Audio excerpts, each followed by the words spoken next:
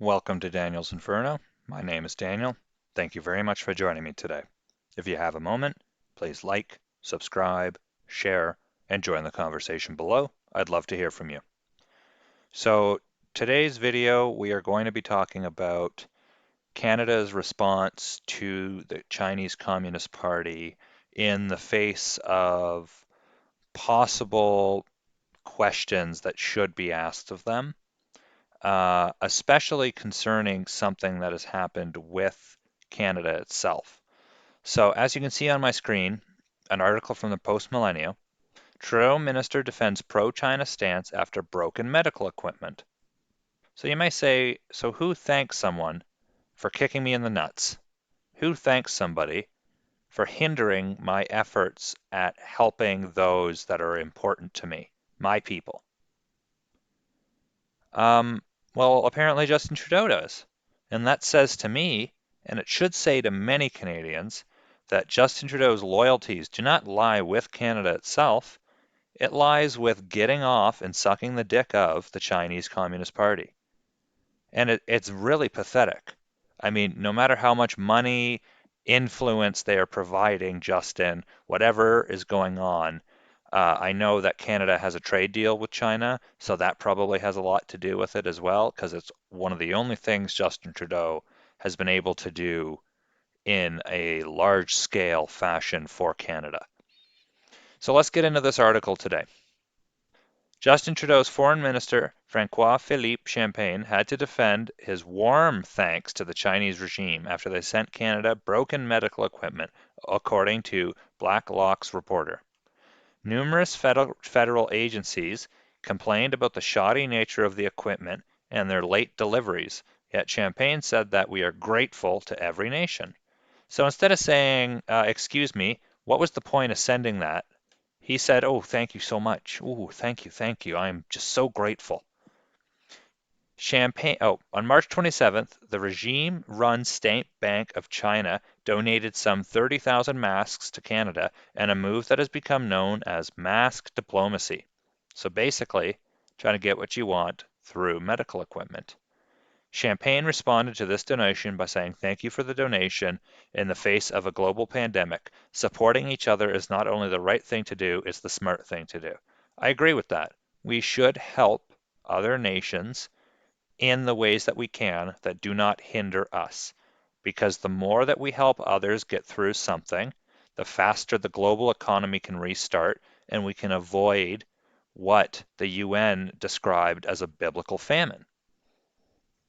Despite all this, there have been numerous testimony at the Federal Health Committee complaining of defective masks and test kits stemming from Chinese companies. There is an ongoing active test on every piece that comes in, said a deputy Liberal minister. We check for quality. It has subsequently been discovered that the medical equipment China sent us has been entirely defective.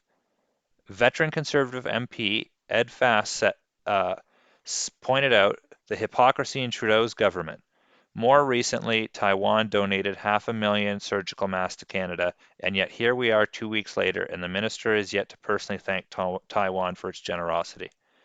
Will the minister now thank the free and democratic country for its generous gift to Canada? Added Fast. So, for those of you that don't know, China and Taiwan have a standing issue over the sovereignty of Taiwan and whether it is controlled by the Chinese Communist Party or it's run by the democratic people of Taiwan.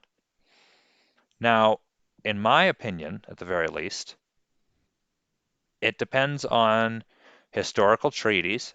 It depends on what the people in Taiwan themselves want, because ultimately it is their decision.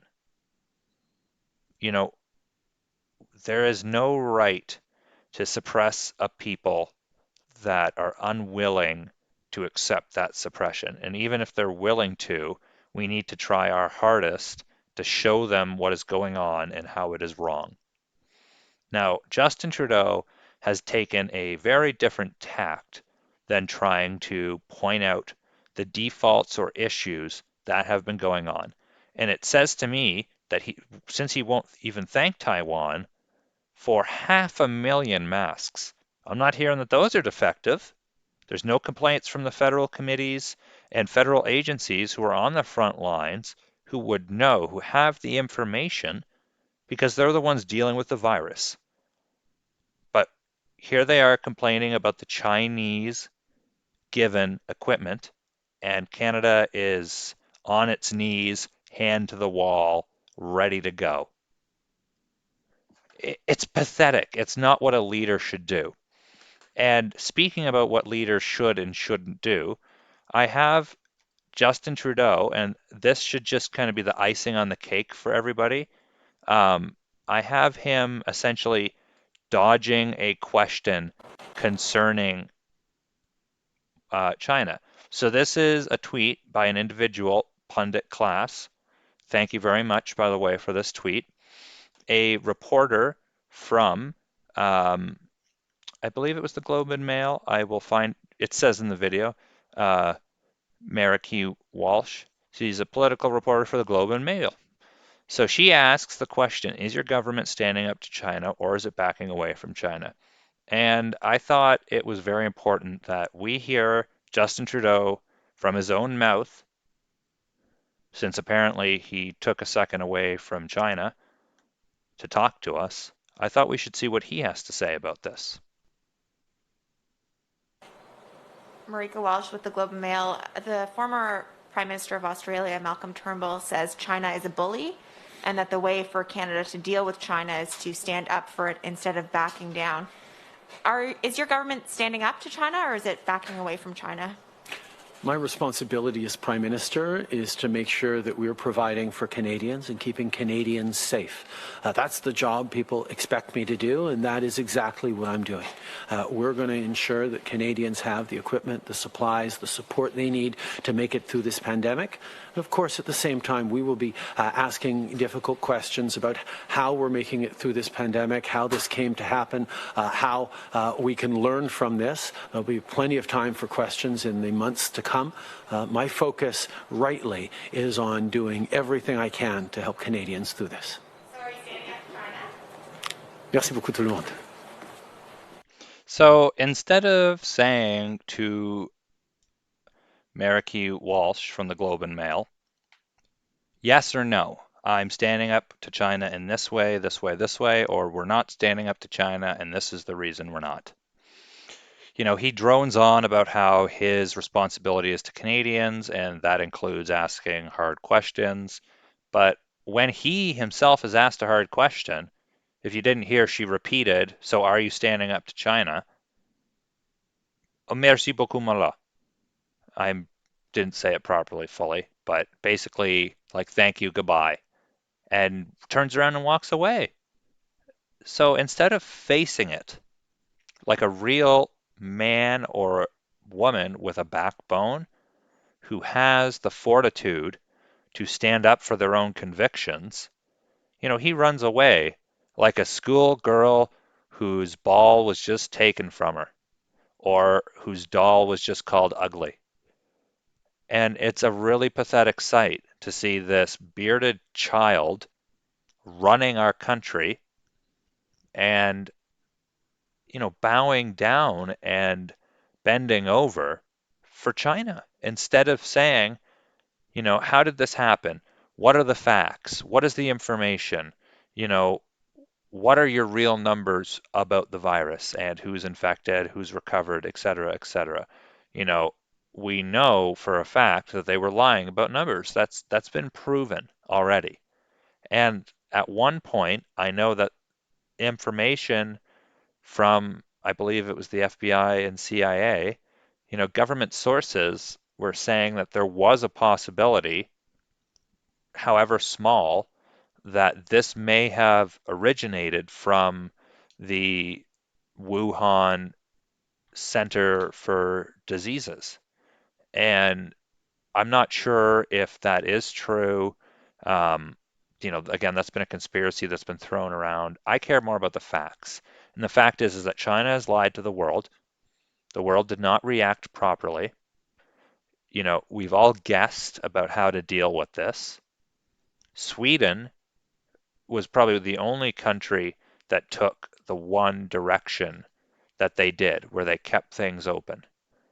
And I know, some other European countries like Germany did a softer lockdown, and their economies did not take ginormous hits. But most Western countries have been devastated by the fact that we have had to completely close the economy. That can be contributed to the China virus. It can. And I'm sorry for those who think calling it that is some sort of hate speech or racism or it's wrong to do. Because then it would be wrong to call the Spanish flu what it is or the German measles what they were. We call things these names with a preface of where it started. It it's it's simply, you know, a trick that we use with our language to make it easier to understand these things. And the reason I bring this up is because a city in the United States, I'm not sure if it was San Antonio or San Francisco, but a city in the US basically passed, a bylaw saying that calling it the China virus was hate speech. So what, are you going to jail people who say that? That's insane. It's insane to see a prime minister, a leader of a country, run away from a very simple question. It's insane to see as an individual who is taught to be strong with my convictions and to stand up for what I believe in, regardless of the outcome, regardless of how others think. Obviously adapt and don't let your convictions lead you into a hole, but do not hide in that hole from what you believe in. And as you can see on the screen, this is Justin Trudeau turning around, running away from a simple, are you standing up to China? Let me know what you think. Is Justin Trudeau bending over for the CCP or the Chinese Communist Party? Or am I being too harsh? Are other people being too harsh? Is this reporter in the right or the wrong to have asked the question? I think obviously she was in the right. I think we need to ask these questions so we can get to the bottom of what happened and avoid it ever happening again. The minute the UN was stating that we could have biblical famines of like 250 million people is the minute everyone should have been shitting their pants. I mean, oil went negative for the first time, I think, ever. Things are really going tits up. And we need to ensure that we do not totally crash what we have going right now. And I've heard a lot of people say, like, this is the new normal. This is what we're going to be doing for as long as humanly possible. And that's insane.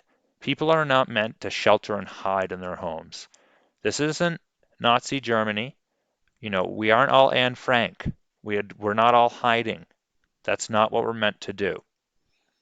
At some point, we are going to have to make the decision to reopen. And that decision is going to lead to people contracting the virus because we're interacting. That's just a fact. All right. People saying that one life is too many. Well, are our lives more important than the lives of people in the third world then? Because that's where the famines are going to start first. And that's where we're going to see horrific losses if we don't do something. And I really want a leader running Canada that, one, isn't willing to spend us into oblivion, and two, is willing to stand up for Canadians, what we believe, what we want to know, the questions that need to be asked. Let me know down in the comments how you feel. I'm Daniel's Inferno. Thank you for watching.